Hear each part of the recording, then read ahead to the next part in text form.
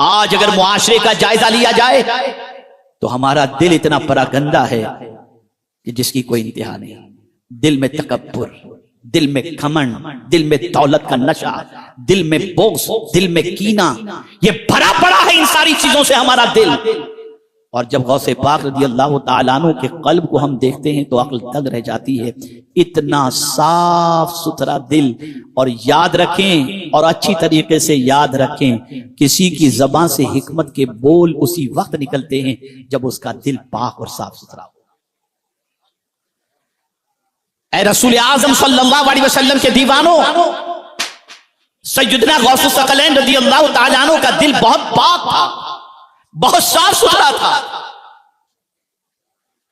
غوث پاک رضی اللہ المولا تبارک و تعالی عنہ اس حد تک اپنے دل کو صاف ستھرا کیے ہوئے تھے کہ اگر میں یہ کہوں تو غلط نہ ہوگا کہ دل میں کسی قسم کی آلائش کا ایک دھبا بھی آپ کو کہیں دور تک نظر نہیں آ سکتا. تو یہ نسبت طہارت، یہ پہلی نسبت یہ غوث پاک کو حاصل تھی. آپ دیکھ لیجئے معاصرین کے اندر علماء کے آپسی چپکلیشوں کو وہ آپ دیکھیں گے، اور ہر دور کے اندر، ہر عصر کے اندر ہر ایک کا ایک نہ ایک کے ساتھ کچھ نہ کچھ معاملہ نظر آئے گا. لیکن یا غوث الثقلین، آپ کی عظمتوں پر قربان کہ آپ کا دل اتنا پاک اور صاف اور ستھرا تھا کہ جس کی کوئی انتہا نہیں. یہ نسبت طہارت. دوسری نسبت جو غوث پاک کو حاصل تھی وہ تقوی کی نسبت.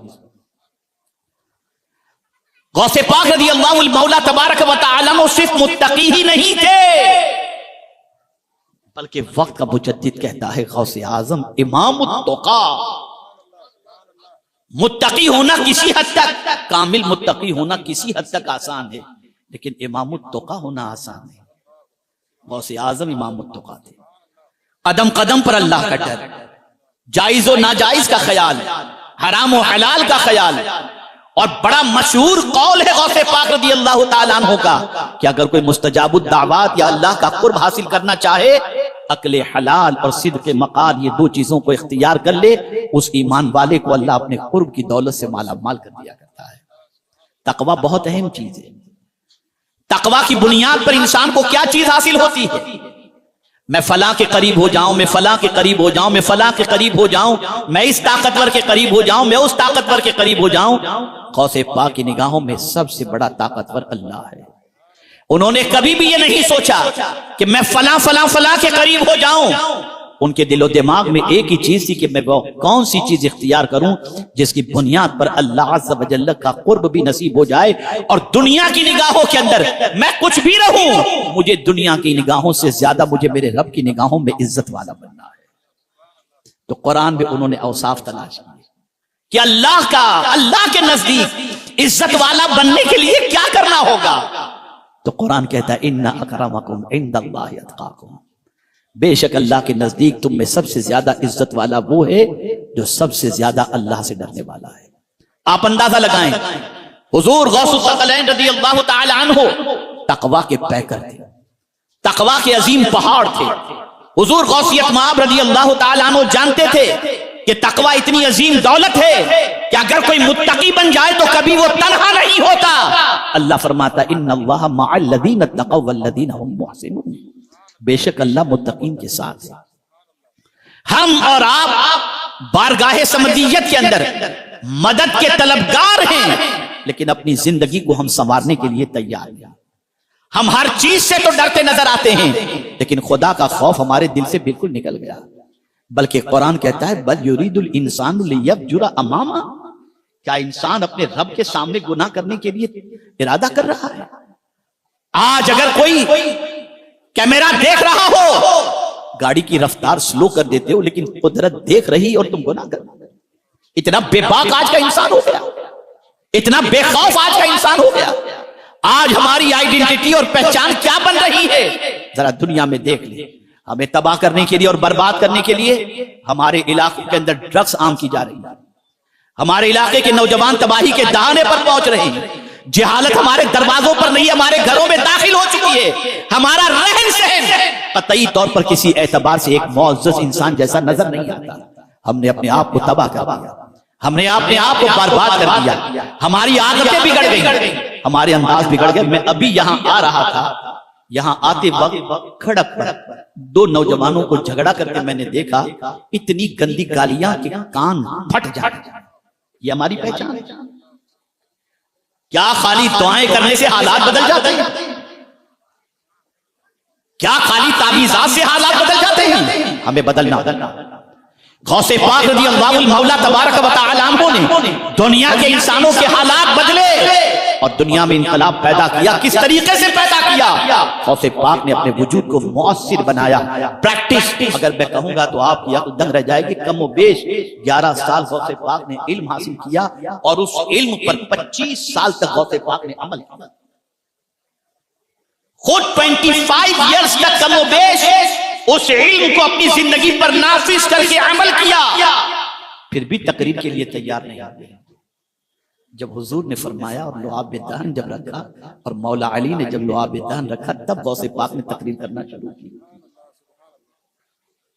میرے پیارے آقا صلی اللہ تعالی علیہ وسلم کے پیارے دیوانوں, بدلو اپنی سوچ. تقوی کا لباس آپ دیکھیں, حج کے لیے جا رہے ہو تو قرآن کہتا ہے لباس التقوی ذالک خیر. روزے رکھ رہے ہو, مقصد بتاتا ہے لعلکم تتقون. قیامت میں نجات پانا چاہتے ہو, وَيُنَجِّ اللَّهُ الَّذِينَ اتَّقَوْا بِمَفَازَتِهِمْ لَا يَمَسُّهُمُ السُّوءُ. آپ کو جا بجا دیکھیں, نکاح کا معاملہ ہے, وہاں بھی حضور تلاوت کرتے ہیں یا ایھا الذین آمنوا اتقوا اللہ حق تقاتہ ولا تموتن الا وانتم مسلمون. یہ جا بجا تقوی کی بات کہی جا رہی ہے, لیکن آج ہماری زندگی کا حال یہ ہے کہ سب سے ڈرتے ہیں, رب سے نہیں. اور غوث پاک رضی اللہ تعالیٰ عنہ کو یہ نسبت تقوی اتنی حاصل تھی کہ اگر ایک جملے میں عرض کروں تو آپ کی عقل دنگ رہ جائے گی کہ تقوی خود غوث پاک پر ناز کرتا تھا. وہ ایسے متقی تھے, وہ ایسے عظیم اللہ عز و جل سے ڈرنے والے بندے تھے. عوام کے سامنے عبادت کے اندر سستی نہیں چستی دکھانا آسان ہے, لیکن جس کی تنہائی سجدوں میں گریہوزاری میں گزرتی ہو, اس ذات کا نام ہے غوثیت مآب رضی اللہ تعالی. تقوی کی عظیم پیکر, عظیم متقی, عظیم پرہیزگار.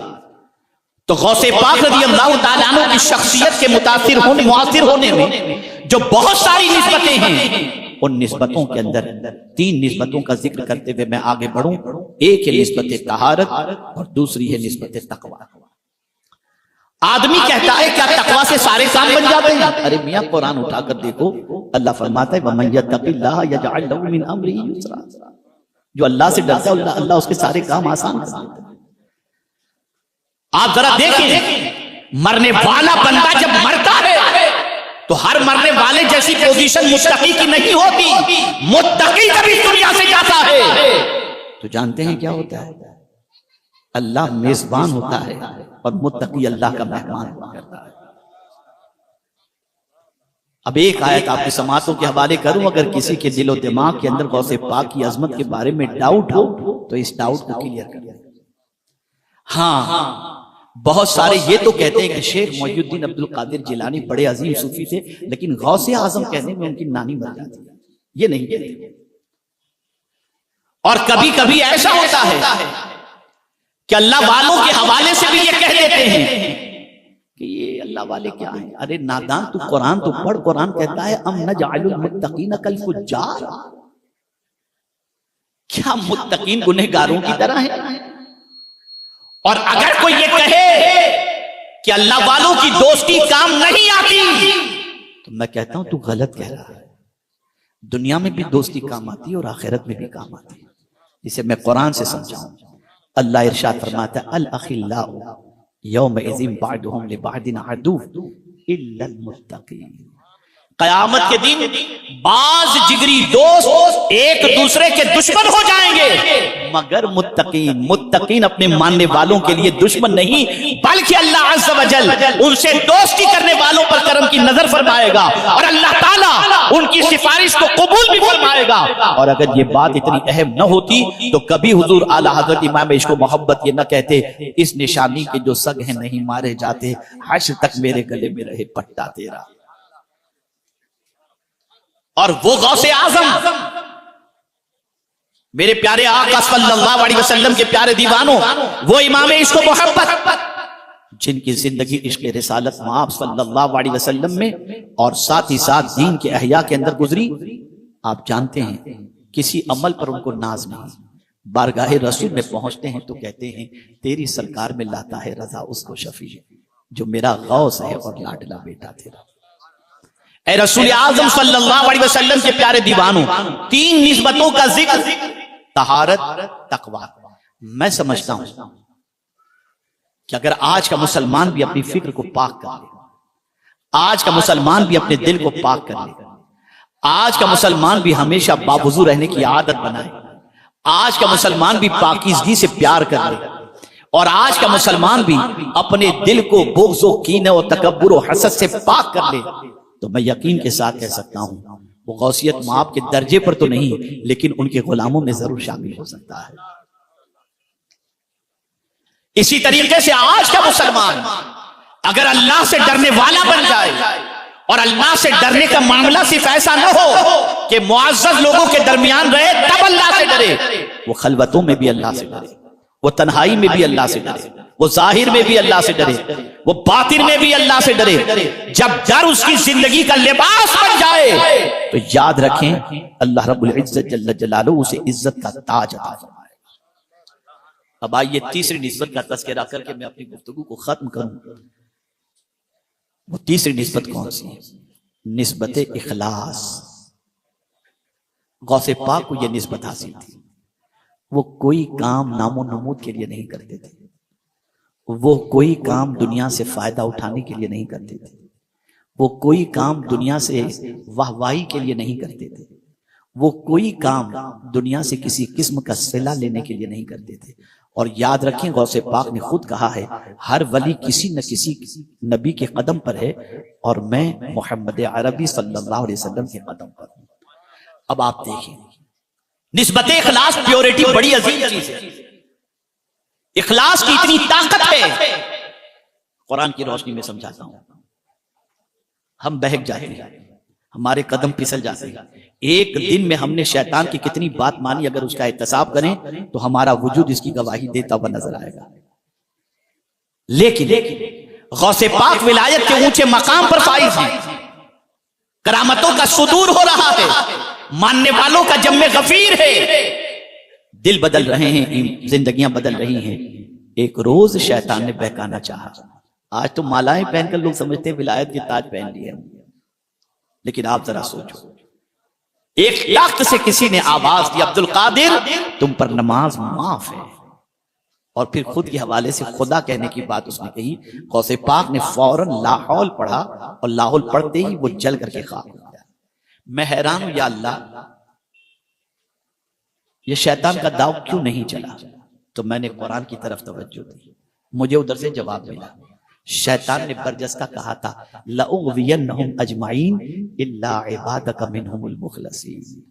اے اللہ میں تیرے ان سارے بندوں کو بہکا کر کے رہوں گا، لیکن جو تیرا پیارا مخلص بندہ ہوگا اسے میں کبھی نہیں بہکا سکتا۔ تو شیطان اس لیے نہیں بہکا سکا کہ غوث پاک کا ہر عمل صرف اللہ کی رضا کے لیے تھا، پیورٹی تھی ان کے عمل کے اندر، اخلاص تھا ان کے عمل کے اندر، اور یہ اخلاص کا جذبہ، یہ اخلاص کا جذبہ اس لیے ان کے اندر بہت زیادہ تھا، کٹ کٹ کے بھرا ہوا تھا کہ چونکہ وہ قدم ناز مصطفیٰ صلی اللہ علیہ وسلم پر تھے، اور حضور صلی اللہ علیہ وسلم سے اللہ نے حضور کی پیورٹی کے بارے میں فرمایا کہ تم کتنا مجھے چاہتے ہو اور میرے معاملے میں کتنے مخلص ہو، میرے محبوب ذرا تم ہی لوگوں کو بتا دو، قل ان صلاتی و نسکی و محیای و مماتی للہ رب العالمین۔ میرے محبوب تم کہہ دو بے شک میری نماز، میری قربانی، میرا جینا، میرا مرنا، یہ سب کچھ اللہ رب العالمین کے لیے ہے۔ غوث پاک نے دیکھا پیغمبر رحمت صلی اللہ علیہ وسلم کی زندگی کا ہر لمحہ اللہ رب العزت جل جلالہ کے لیے ہے، نماز بھی اللہ کے لیے، قربانی بھی اللہ کے لیے، اور حق تو یہ ہے حضور جیتے بھی تھے اللہ کے لیے اور جان بھی تھی اللہ کے لیے۔ تو غوث پاک نے سمجھ لیا فیضان مصطفیٰ سے مالا مال ہونا ہو تو ہمیں بھی اپنے ہر عمل کو اخلاص سے تعبیر کرنا پڑے گا، اخلاص کی دولت سے مزین ہونا پڑے گا۔ تو آپ دیکھیں کہ غوث پاک رضی اللہ تعالی تعالیٰ عنہ اتنے مخلص تھے کہ وقت کا خلیفہ بھی ان کی خدمت میں نذرانہ لے کر کے آتا ہے تو آپ اس کی بھی پرواہ کیے بغیر آپ اس کو اس طریقے سے اپنے پنجے کے اندر لیتے ہیں اور پھر نچوڑتے ہیں جس سے خون بہتا ہے اور وہ خون اس کے دروازے تک پہنچانے کی بات کرتے ہیں۔ پتہ یہ چلا غوث پاک اس لیے عبادت نہیں کرتے تھے کہ دنیا عابد کہے، کرامت اس لیے نہیں دکھاتے تھے دنیا ولی کہے، دین کا کام اس لیے نہیں کرتے تھے کہ دنیا دین کا بہت بڑا داعی کہے۔ غوث پاک رضی اللہ تعالیٰ عنہ سخاوت اس لیے نہیں کرتے تھے کہ دنیا سخی کہے۔ غوث پاک رضی اللہ تعالیٰ عنہ روزے اس لیے نہیں رکھتے تھے کہ دنیا انہیں صائم الدہر کہے۔ غوث پاک رات کو عبادت اس لیے نہیں کرتے تھے کہ دنیا قائم اللیل کہے، بلکہ غوث پاک رضی اللہ تعالیٰ عنہ یہ سب کچھ اللہ رب العزت کے لیے کرتے تھے، پالنہار ہونے کے لیے۔ تو آج بھی صدیوں کے گزر جانے کے باوجود غوث پاک کے الفاظ کی تاثیر موجود ہے۔ پڑھیے کبھی غوث پاک کی کتاب کو، پڑھتے ہی دل ہلنے لگ جاتا ہے، ایک عجیب سی کیفیت طاری ہوتی ہے۔ اور مقام غوثیت مآب اور جلال غوثیت مآب رضی اللہ تعالی عنہ ان کے الفاظ سے، ان کے خطبات سے اور ان کی مجالس میں کیے ہوئے بات سے عیاں نظر آتے ہیں۔ تو اے رسول اعظم صلی اللہ علیہ وسلم کے دیوانوں، میں غوث پاک کی کوئی کرامت آج آپ کے سامنے بیان نہیں کیا، میں ان 3 نسبتوں کا صرف ذکر اس لیے کیا کہ اگر یہ 3 نسبتیں ہم بھی حاصل کر لیں تو اللہ عز و جل ہمیں بھی اپنے فضل و کرم سے کسی حد تک اپنے بندوں کے اندر شمار فرما لے گا، اور اللہ عز و جل کی خوشنودی حاصل ہوگی۔ نسبت طہارت، سوچ پاک کرو، دماغ پاک کرو، دل پاک کرو، اور اسی کے ساتھ ساتھ تقوی کی دولت اختیار کرو۔ ظاہر میں بھی اللہ سے ڈرو، باطن میں بھی اللہ سے ڈرو۔ اور میاں ایک بات خاص بتا دوں، یہ دنیا بڑی عجیب ہے۔ کبھی کبھی شہرت کی بلندی پر انسان پہنچ جاتا ہے تو سمجھتا ہے یہ میری شہرت دائمی ہے، اب تو مجھے زوال نہیں آئے گا۔ اور اللہ والے کیسی تربیت کرتے ہیں میں آپ کو بتا دوں، بس یہ آخری بات کی گفتگو کر۔ غالباً حضرت بایزید بستامی علیہ رحمہ کا واقعہ ہے۔ بڑی شہرت، ماننے والوں کا جم غفیر اور ہجوم عقیدت مندوں کا۔ ایک دن ان کے شیخ نے محسوس کیا کہ بایزید کے ماننے والوں کی تعداد کی فراوانی کہیں ایسا نہ ہو کہ بایزید کے دل و دماغ کے اندر غرور کو بھر دے۔ تو حضرت بایزید بستامی علیہ رحمہ کو بلاتے تربیت کے لیے، فرماتے بایزید دیکھو وہاں فلاں محلے کے اندر ایک شراب کی دکان ہے، وہاں سے ایک بوٹل لے کر آؤ۔ شراب کی دکان ہے، وہاں سے ایک بوٹل لے کر کے آؤ۔ حضرت بایزید بستامی علیہ رحمۃ اللہ وہاں گھبرا گئے کہ لوگ مجھے شراب کی دکان پر دیکھیں گے تو پتہ نہیں کیا سوچیں گے، میں کیسے جاؤں؟ نہیں جاتا ہوں تو شیخ کی نافرمانی، اور جاتا ہوں تو عزت چلی جائے گی۔ لیکن کڑوا گھونٹ پی کر کے چلے گئے اس شراب کی دکان کی طرف، اور جا کر کے کہا میرے شیخ نے تم سے بوٹل منگوائی ہے۔ اس نے ایک بوٹل دے دی۔ بایزید بستامی لے کر آ رہے تھے تو راستے میں جو عقیدت مند جاتے وقت بایزید بستامی کو تعریف کر رہے تھے، وہی بایزید بستامی علیہ رحمہ کو شراب کی دکان سے بوٹل لیتے آتے دیکھ کر کالی کلوچ، برا بھلا اور نہ جانے کیا کیا ان کو کہنا شروع کیا۔ بایزید بستامی نگاہیں نیچی کیے ہوئے اپنے شیخ کے گھر کی طرف بڑھے۔ لوگوں نے بایزید بستامی کے گھروں پر پتھراؤ بھی شروع کر دیا۔ جب شیخ کے پاس پہنچے تو شیخ نے فرمایا بایزید یہ باہر سے شور و گل کی بہت آواز آ رہی ہے، کیا ہو رہا ہے؟ حضور کیا بتاؤں، آپ نے فرمایا تھا وہاں سے جا کے میں بوٹل لے کر کے آؤں۔ میں بوٹل لینے کے لیے گیا، لوگوں نے مجھے شراب کی دکان پر دیکھا، متنفر ہوئے، گالی گلوچ کر رہے۔ اچھا بایزید یہ بتاؤ تم شراب کی دکان پر نہیں پہنچے تھے، اس سے پہلے جب تم جا رہے تھے تب ان کا رویہ تمہارے ساتھ کیا تھا؟ کہا حضور تب تو بہت تعریف کر رہے تھے۔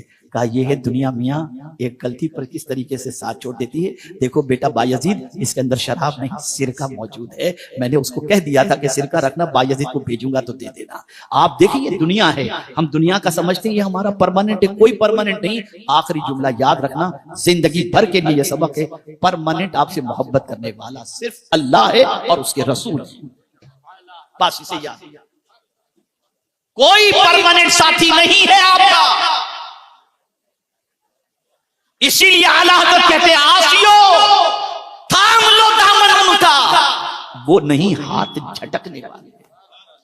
قیامت میں ماں ہاتھ جھٹک دے گی، باپ ہاتھ جھٹک دے گا، بھائی ہاتھ جھٹک دے گا، رشتہ دار ہاتھ جھٹک دے گا، لیکن مصطفیٰ جان رحمت کبھی ہاتھ نہیں جھٹکیں گے۔ اس لیے اللہ والوں سے محبت کرو، اللہ کے رسول صلی اللہ علیہ وسلم سے محبت کرو، اور اللہ عز و جل سے سب سے زیادہ محبت کرو، جو اللہ کی محبت میں بہت ڈوبے ہوئے تھے، جس کی وجہ سے غوث پاک کو محبوب سبحانی اور محبوب ربانی کہا جاتا ہے۔ وہ غوث پاک بھی اللہ کی بارگاہ میں دعا کرتے تھے تو یوں دعا کرتے تھے، اللہم اسقنی شراب محبتی، اے اللہ مجھے تیری محبت کی شراب